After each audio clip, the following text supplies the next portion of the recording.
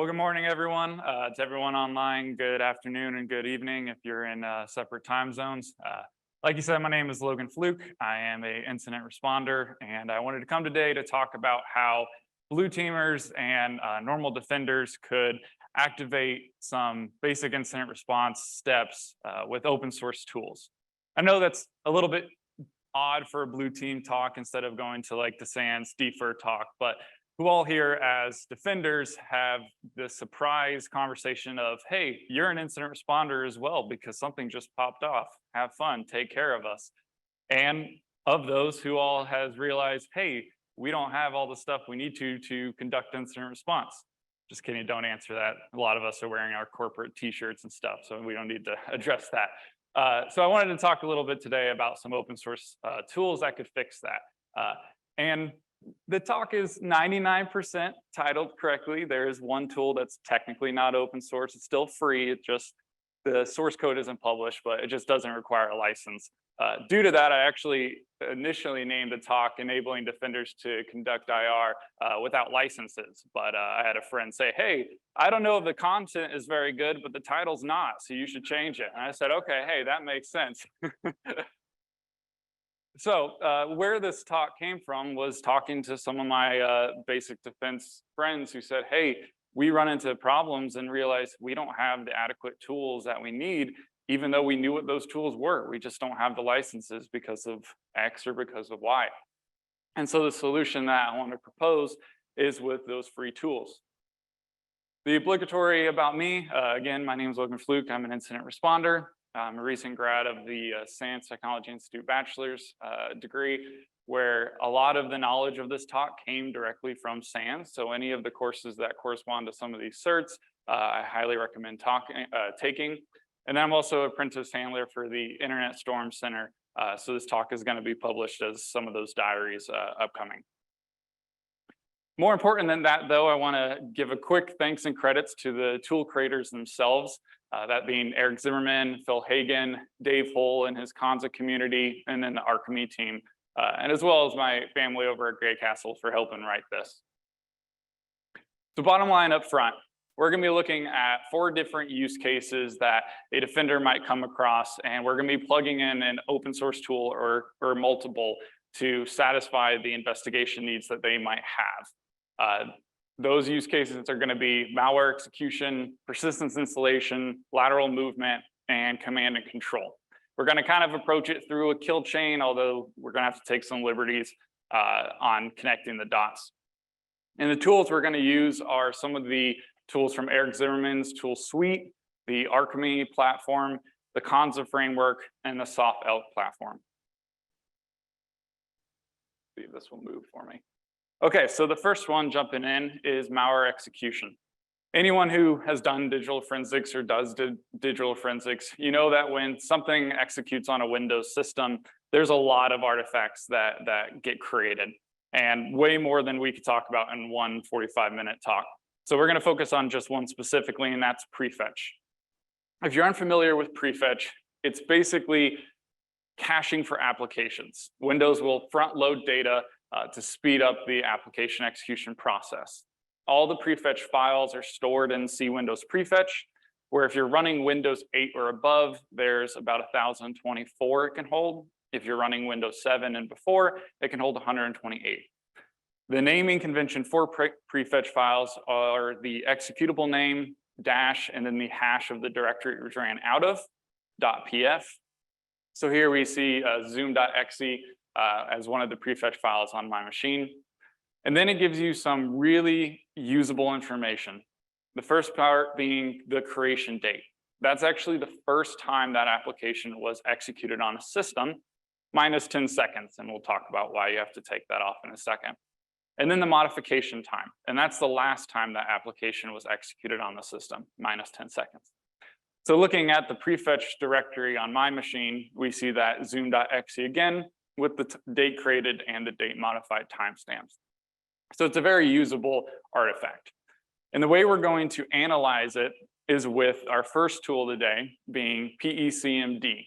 This is from Eric Zimmerman's tool suite, and it analyzes prefetch files. It can be ran against a singular prefetch file or the full directory itself with the command lines I have at the bottom.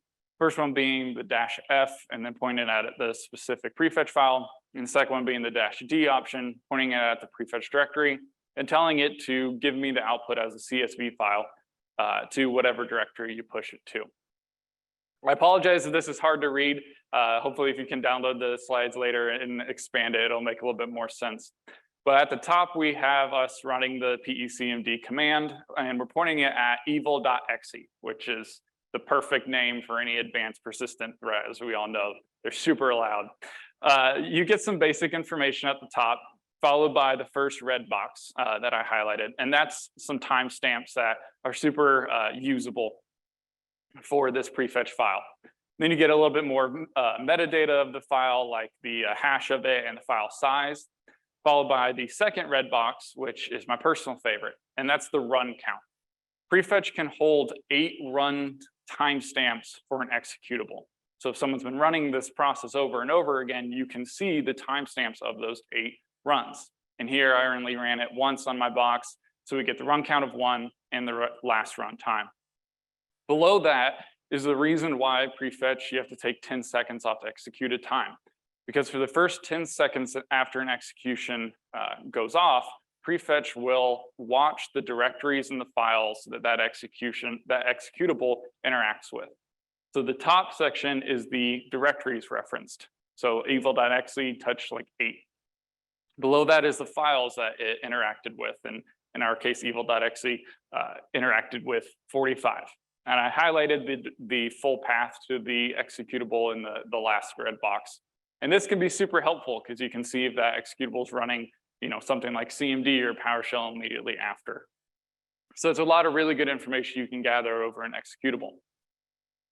We can also run it against the full directory like we talked about. Here we used PECMD, gave it the Windows prefetch directory, told it where to put that CSV file and ran it. You get some basic information at the top, followed by the number of prefetch files it found.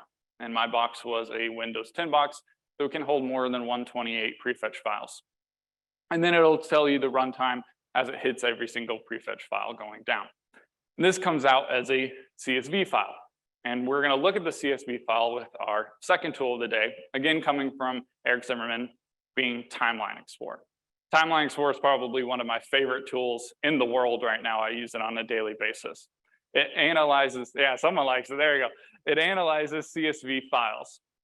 And the real power that comes with Timeline Explorer is its ability to group by columns to easily organize your data and get really, really quick analysis of what you're looking at.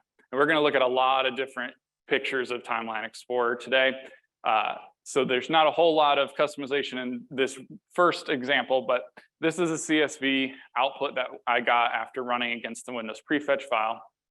And I searched for evil.exe over in the top right corner for evil, and that's why it's highlighted here. You can actually have it either search for and highlight something or filter out anything that doesn't match what you put into the search bar. So this was really easy to go through the prefetch directory. We have the timestamps in it, we have the run count, we have the size, and then some more information over on the right-hand side that I didn't get in the screenshot. So it's super, super helpful looking at CSV files, especially in prefetch when you run against the directory. Our next use case we're going to look at is persistence. And the tactic we're going to look at specifically is with the WMI event consumer. If you're unfamiliar with WMI event consumers, they're basically triggers that when a condition is met, they will take an action. They're built off of 3 components. First one being the event filter, which is the triggering condition, followed by the event consumer, being the script or executable to run, and then the binding of the 2 together. You can install these via PowerShell or my personal favorite, which is moffcomp.exe. That's where you write up a moff file, you throw moffcomp against it, and it installs, which is what I did for the lab scenario. I wrote this moff file. So the first big block of code we see is the filter, where I threw it into root-subscription as generic filter. And the query that I gave it is basically, hey, when this system uptime is less than 180 seconds and it's more than 100 seconds or equal to 100 seconds. So sometime within the first minute and a half to 3 minutes after I restart my computer, this will kick off. It's going to kick off the consumer, which is the second block of code we see, which we named generic consumer. And the command line is basically a PowerShell download cradle. But it could be really anything. I'm not a red teamer, so I didn't know what all cool stuff to put in there, but I do know how to write a download cradle, so I threw that in there. And then the last part is the binding of the two, putting the filter and the consumer together. And then I run MOFComp against this. So how do we find those if we suspect they're on a machine? There are 3 good ways that we can do that. First one being PowerShell with its get WMI object commandlet. Second one being the Windows sysinternals tool auto runs, which has to be run as administrator to find this, although I don't know why you want it because there's a lot of really good power when you run it as administrator. And the third one being Windows event logs, specifically 5860 and 5861. And we're actually going to use our third Eric Zimmerman tool to do some Windows event log parsing going into Timeline Explorer, which I'll show in a really rough slide. And I apologize already for that coming up. It's the only time you're going to have to look at that one, but it is rough. So looking at it with PowerShell, we ran get WMI object namespace root subscription and class event consumer. And it pulls up our generic consumer. We can see the name right there. Sorry to everyone online if you can't see the laser pointer. And then it gives us in the red box the PowerShell download cradle that this WMI event consumer was going to run. The second way we pointed out was the auto runs tool running as administrator. At the bottom of the auto runs, it detected our generic consumer PowerShell and it gave us the command line. For the third one, apologize again, this awesome tool called EVTXECMD from Eric Zimmerman. This parses Windows event logs and outputs it. I really like you two. You guys are right on it. It's awesome. It outputs it as a CSV file. And it gives you a lot of information, but at the bottom is what I specifically wanted to highlight. And in this red box, it gives you the event ID and the count of how many events match that event ID. Outputs it all to CSV file, which you're going to look at in Timeline Explorer. So when I open this up in Timeline Explorer, do a little filtering a little bit to make it a little bit easier to see.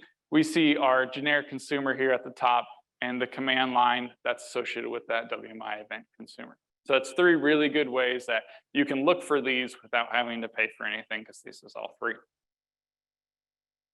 Moving on to our next use case is command and control. And as we all know, HTTP is a huge command and control avenue that attackers take. And the best way to look at command and control and network traffic is obviously PCAP. However, one of the biggest problems with PCAP is the size can easily break the tools that you're using. If anyone's ever tried to open a 5 gig size PCAP in Wireshark, I tried this a couple months ago. It's still running this morning when I logged into it. It hasn't failed, I think, but we'll see if it loads next year sometime. So how do we look at giant PCAPs with the tools that keep breaking down? That's where Arqmy comes in. Arqmy is amazing. It is a full packet capture investigation platform. It can get live traffic streams directly ingested into it, or it can be ran against archived PCAPs. And it allows for searching in a very Wireshark-like query language. It's very, very similar with a couple nuances, but it's easier to learn. You can even schedule searches against your data. This is especially helpful if you're doing live streams. And you can evaluate the data at a raw packet level, which is awesome. The biggest upside to Arqmy is it can handle massive amounts of data. Hundreds of terabytes of data if you have a good enough setup. I don't. I only have VMware on my machine, but still, you can handle massive amounts of data. When you download it and set it up on a Ubuntu box or another Linux distribution, you navigate to it on a web browser. And when you log in, this will be the first screen that you are greeted with. We have some tabs at the top that we'll explore a couple of those. Then you have the search bar where you can use their Wireshark-like language. some time frame customizations, a little visualization, and then you have the packets, and that's where you can do packet by packet analysis of your data streams. One cool tab that I like is the connections tab, and this will give you a visual layout of all the different connections that the devices in the parse network traffic are communicating to. It gets super crazy when there's no queries into it, but it's still very cool to see what's going on in your network.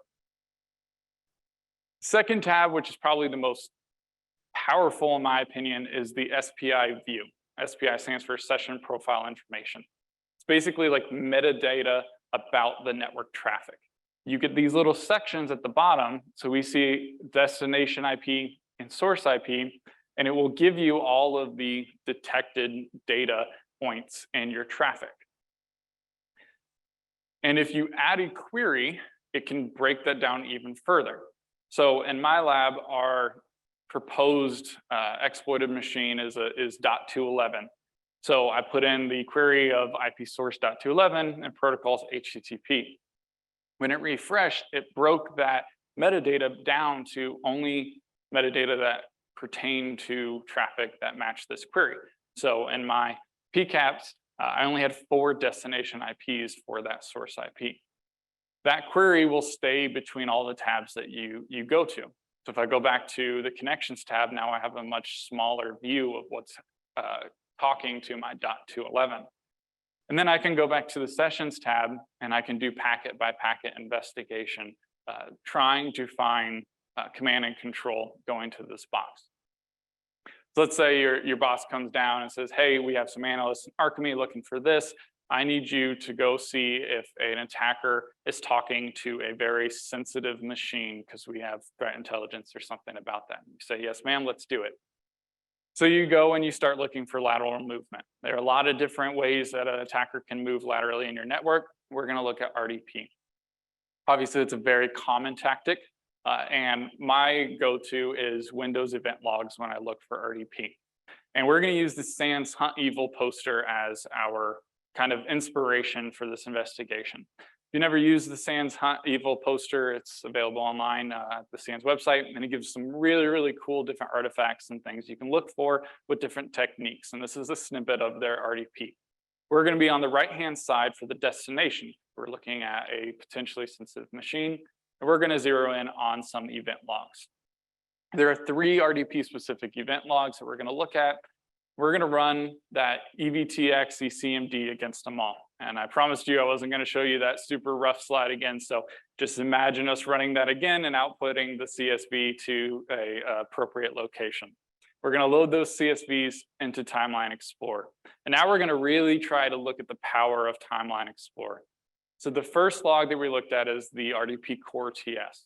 We grab the event ID top column and we drag that into the drag by column.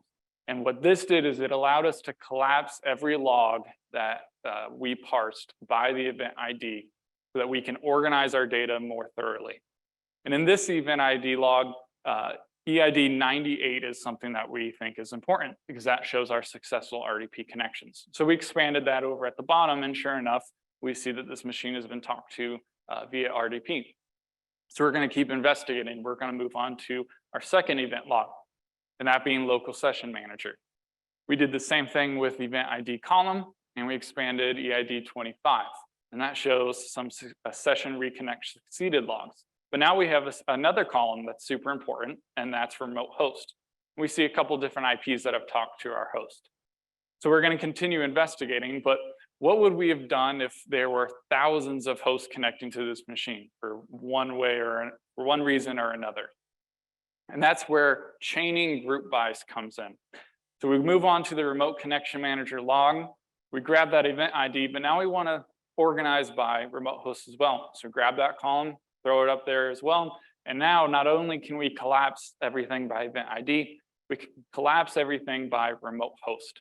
So we could get all that data easily analyzable, that's a word, by the remote host as well, if we needed to, or we can take other columns or do whatever we need to and continue from there. So we've looked at a couple of things. We looked at our malware execution, our persistence, our command and control, and our lateral movement. And you might be sitting there going, hey, this is great information, but we have a 5-person shop and 7,000 machines. We can't spend all this time on one box or 2 boxes. We don't have the time or the manpower or anything like that. How do we scale this investigation? Because we think this APT is way across our network compared to just one machine. So I hope you've enjoyed those tactics, because we're going to go right back through them, just talking about how to do them at scale. So when we have incidents in an organization, we have to address the possibility that it's a widespread compromise. And we have to scope this at a very quick pace. So how do we do that? Well, that's where our next tool is going to come in, named Kansa. Kansa is a PowerShell-based incident response framework. It uses modules to collect a ton of different information from remote hosts. It is ran with PowerShell remoting, so you have to make sure that you are able to do that. So the first one we looked at was prefetch. Well, Kansa comes in with the get prefetch files module. The way we run it is, if we can read the bottom, is kansa.ps1, and then you give it a target or you give it a target list. So if you want to run it against one or a wide variety of machines, you then give it the module path and the module you want. And then that's normally good enough to run in your environment. My home lab did not have AD or anything like that, so I have to give it some basic credential stuff. You can ignore that. And that's going to bring back a CSV file that in this specific module, you have to run a second stage script against it to deserialize it. Once all that's ran, it's going to output a zip file of the prefetch files from that machine. And from there, we can start moving back into PECMD against that directory and start doing some analysis. So after we pull all the prefetch files from our machine, deserialize it, we're left with this zip file. And it's basically like we were on that machine in the first place. And unzip it, you can do anything you want with PECMD and Timeline Explorer. The next thing we looked at was WMI event consumers. Kansa has the get WMI event consumers module as well. And that will bring us a CSV file that we again open in Timeline Explorer. So the command's basically the same. Kansa-target or target list, give it your targets, module path, and kick it off. That's going to pull back that CSV file. We open that up in Timeline Explorer. We get the computer name or IP address at the bottom, the WMIs it pulls, and then the command lines that are associated with those. We're going to skip over network traffic and come back in just a second and look at Kansa and lateral movement. The way we had done that previously is with the event logs, and so we're going to do the same thing with Kansa with their get log when event module. It's ran a little bit different. You give it Kansa-target or target list -module, and here we have to put the module path, space, and then the name of the file that we want, put that in double quotes, and that will pull that event log back and parse it as a CSV file. And then you can open up those in Timeline Explorer for something like this. We drug that event ID column back up to the top, expanded 1149. When we double clicked on the message, we get the message, the event ID itself, the username that's associated with it, and the source network IP address. And so we can grab all of this information from one remote location or many remote locations and start trying to scope this potential incident at large very rapidly to get a quick understanding of the incident. This is all good, and this is all great endpoint artifacts. Well, let's pivot back to the idea of network traffic. Now, we looked at a PCAP earlier, but sometimes PCAP is just not going to work out. Sometimes we can't collect it for privacy concerns. We can't collect it for technology concern or anything like that. So what do we do after that? Well, my second personal favorite is Netflow data. Netflow is a little bit easier to collect sometimes. You don't have to worry so much about the privacy factor because you're not getting the payload data. So it's a little bit more workable. Arqmy doesn't take Netflow, it takes PCAP, so we have to look for a different tool. And that's where SoftElk comes from. SoftElk is a customized ELK platform by Phil Hagen. It's used extensively by a lot of different SANS courses. So if you've taken any and ran into SoftElk, you know how awesome it is. It has a lot of pre-built ingesters. It can take in Netflow data that we're going to look at, Office 365, syslog, Azure, many, many more. You can actually even download it as a pre-built virtual machine from his GitHub if you want to download it onto your laptops and test it out immediately rather than trying to build it. Once it's up and running, you navigate to it through a web browser just like Arqmy, which I'll show you. But in our case, I wanted to use the same data that we already looked at. And so you can actually pull the Netflow data from a PCAP that you already have in case you want to use this in the near future and you want to investigate some stuff. The way I did that was I used nfpcapd to pull the Netflow data from the PCAPs that I had looked at earlier. And then I imported that into SoftElk with a pre-built script of nfdump to SoftElk that comes with the ELK virtual machine, pull that in. When you navigate to SoftElk, there's a few different dashboards you can select. In our purposes, I selected the Netflow dashboard. I get some basic metadata about all the data I have. In my example, I only have 4.5 megabytes, but SoftElk can hold terabytes of Netflow data as well as anything else. We get some basic statistics on the left. If you have MaxMine GeoIP, you can get IP locations in the middle, and then you can get some different source ports and stuff like that on the right-hand side. In ELK, if you've used that, you can then go to the Discover board, and you can start making queries. In our example, I put source IP of the .211, and then I selected some fields that I thought were interesting, that being the source IP, the destination IP, and then I looked at the ingoing and outgoing bytes. That might induce the idea that there is command and control traffic going. And there's a lot of different available fields. As we see, there's 62 in this example, that you can try to narrow your searches or get different pieces of information. So it's very helpful. But another great usage of ELK as general or SoftElk is its ability to visualize data. And you can make super pretty pictures that you can communicate to leadership with because that's what they like. So there you go to the visualize and create field.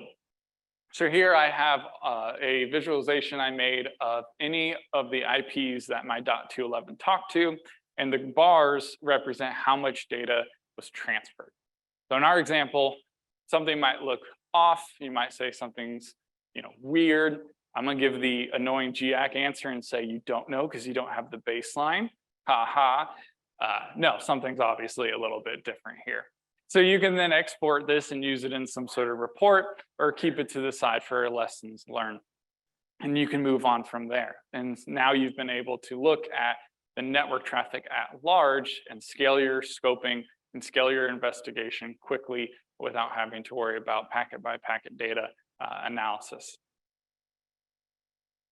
So to close, I want to hit on the fact that there are tons and tons of open source tools available out there.